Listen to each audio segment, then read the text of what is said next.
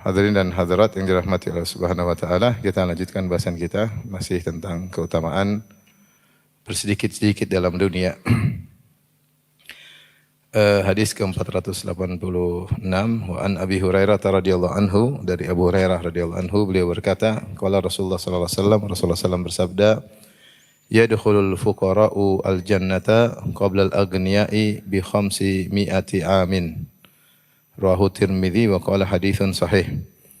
Orang-orang fakir masuk surga sebelum orang-orang kaya 500 tahun. Yaitu 500 tahun sebelum orang-orang kaya masuk surga. Hadis riwayat Tirmidzi dan dia berkata hadis yang sahih.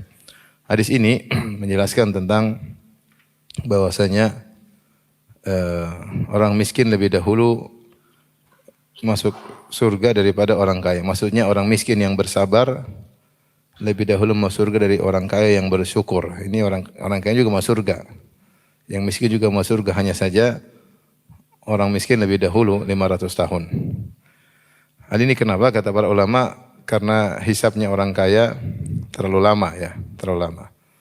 Karena semua yang ditanyakan kepada orang miskin akan ditanyakan juga kepada orang kaya. Semua yang ditanyakan kepada orang miskin tentang umur, tentang amal ya, akan ditanyakan juga kepada orang kaya, cuma orang kaya ada tanyaan tambahan. Pertanyaan tambahan yaitu tentang hartanya. Min aina iktasabahu wa fima anfaqah. Dari mana dia mendapatkan hartanya dan kemana dia habiskan. Sebagian dalam hadis lan tazula qadama abdin hatta yus'ala an arba'. Bahwasanya dua kaki seorang hamba tidak akan bergeser menuju surga atau menuju neraka sampai ditanya tentang 4 perkara. An umrihi fima afnah, tentang umurnya kemana dia habiskan. Wa an syababihi fima ablah, masa mudanya kemana dia habiskan. Wa an malihi, tentang hartanya. Min aina iktasabu wa fima anfaqah, dari mana dia dapatkan hartanya dan kemana dia belanjakan. Yang terakhir an ilmihi ma amila minhu, tentang ilmunya, apa yang sudah dia amalkan. Maka orang kaya terkhususkan dengan pertanyaan yang mengerikan, yaitu tentang hartanya. Dengan 2 pertanyaan terkait harta, min aina iktasabu, dari mana dia dapat, dan yang kedua kemana dia belanjakan. Pertanyaan pertama saja sudah membinasakan banyak orang. Akan ditanya dari mana didapatkan hartanya, dengan cara apa didapatkan hartanya ya. Betapa banyak orang mencari harta dengan cara-cara yang haram, cara-cara yang syubhat, dengan muamalah-muamalah yang tidak wajar ya. Sederhananya misalnya seorang taruh uang di saham perusahaannya aneh-aneh. Ada usaha ini, ada usaha riba, ada usaha khamar, ada usaha, ditaruh saham di situ. Ditanya enggak kira-kira? Ditanya. Dia dapat pembagian dividen setiap tahun, atau setiap berkala dapat pembagian dividen, sementara uang yang dia taruh sahamkan ke perusahaan-perusahaan tidak halal ya. Banyak usaha-usaha mereka yang tidak halal. Ini semua akan ditanyakan. Karena dia meletakkan saham, membeli saham, dan dia menikmati hasilnya. Kalaupun ternyata dia lolos atau lulus dari pertanyaan pertama, semua hasil uangnya dari cara yang halal, maka dia masuk pada pertanyaan kedua yang juga tidak kalah berat. Wa fima anfaqah, kemana dia belanjakan. Apakah untuk perkara-perkara yang mendekatkan dirinya kepada Allah, ataukah yang buat dia semakin angkuh, semakin sombong ya. Oleh karenanya hati-hati harta, kalau tidak membuat seorang dekat kepada Allah, maka itu adalah istidraj. Saya ulangi, harta kalau tidak membuat seorang semakin dekat kepada Allah, maka itu adalah istidraj, membuat dia semakin jauh dari Allah Subhanahu wa taala. Maka seorang ketika diberi harta yang banyak, pastikan hartanya itu membuat dia dekat kepada Allah Subhanahu wa taala. Apakah dengan sedekah, ataukah dengan menyambung silaturahmi, atau untuk haji dan umrah, untuk bangun masjid, untuk dakwah. Makanya Rasulullah SAW mengatakan, al-aktsaruna humul aqalluna yaumal qiyamah. Orang-orang yang punya harta banyak, mereka yang paling sedikit ya derajatnya pada hari kiamat kala. Illa man qala hakadha au hakadha, kecuali orang yang bersedekah ke sana, bersedekah ke sini, bersedekah ke situ, baru dia juga banyak pahalanya. Maka seorang diberi harta, dia pastikan harta yang dia dapatkan itu dengan cara yang halal, yang pertama. Yang kedua, dia pastikan dia belanjakan pada belanjaan yang tepat ya.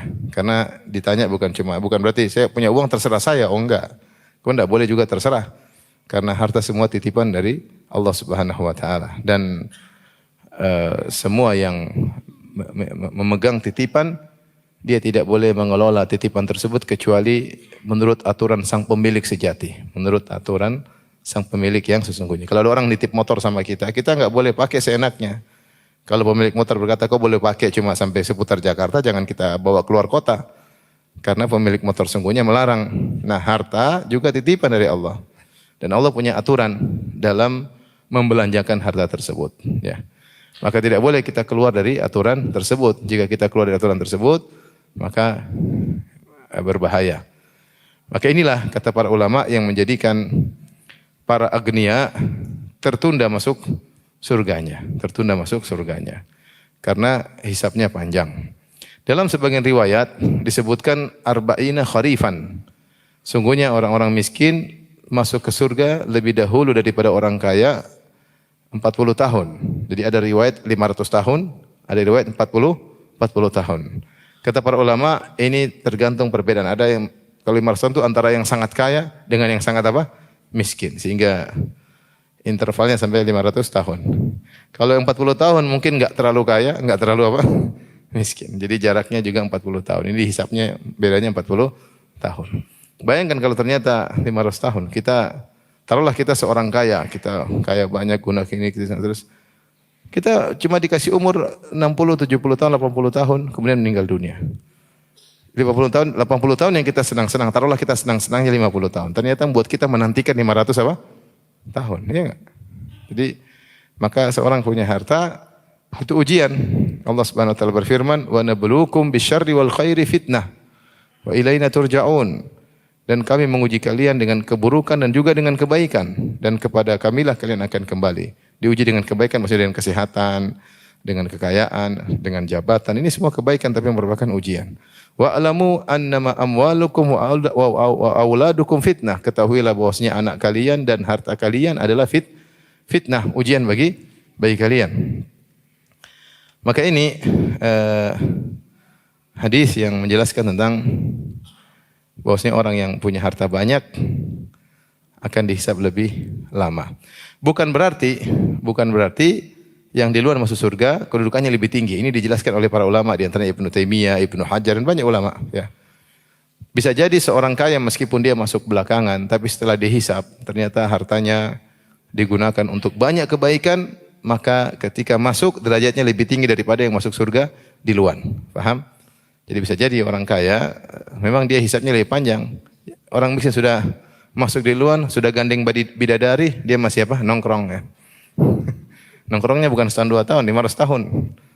Ya, tapi setelah dihisab nanti ternyata dia lebih tinggi derajatnya daripada si miskin. Kenapa? Karena uangnya dia gunakan untuk bertakwa kepada Allah Subhanahu wa taala. Makanya saya bilang, jalan satu-satunya agar dia bisa nyelonong sama si miskin, si kaya ini bisa nyelonong sama miskin, atau dia mendahului si miskin, dia harus masuk surga tanpa hisab. Jalan satu-satunya. Dan untuk bisa masuk surga tanpa hisab tidak mudah, ya. Dia harus paling ke depan, wasabiquna sabiqun ulaikal muqarrabun. Yang cepat dan cepat itulah mereka yang dekatkan kepada Allah. Kata para ulama, al-muqarrabun as-sabiqun, mereka itulah masuk surga tanpa hisab.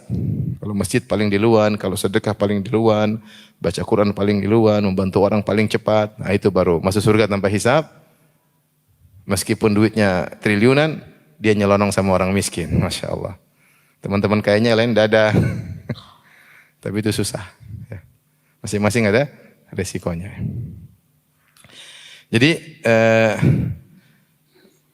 ini ya, sebagian ulama mengatakan kenapa orang miskin di luar masuk surga? Karena mereka lah yang di dunia tidak pernah merasakan apa-apa. Dalam hadis, ya, ketika Rasulullah SAW memuji tentang fuqara'ul muhajirin, ya. Kata Rasulullah SAW, wa yamutu ahaduhum wa hajatuhu fi sadrihi la yastati'u laha qada'an. Salah seorang dari mereka, dari kaum fuqara muhajirin, dia meninggal dan keinginannya tidak terpenuhi. Dia pingin ini tidak terpenuhi, pingin itu tidak terpenuhi. Kalau orang kaya semuanya terpenuhi, iya enggak? Sudah, ente belakangan aja. Ente di dunia terpenuhi semua, Pak. Keinginan, mau jalan ke sana gampang, mau jalan ke sini gampang, beli rumah itu gampang, beli mobil ini gampang, mau makan apa tinggal klik. Semua yang dia inginkan terpenuhi. Sementara orang-orang fakir dia kepingin nggak bisa, pengen itu nggak bisa. Mereka ini lebih utama untuk apa? Merasakan kenikmatan dahulu. Meskipun setelah nanti masuk sama-sama surga, bisa jadi si kaya lebih apa? Lebih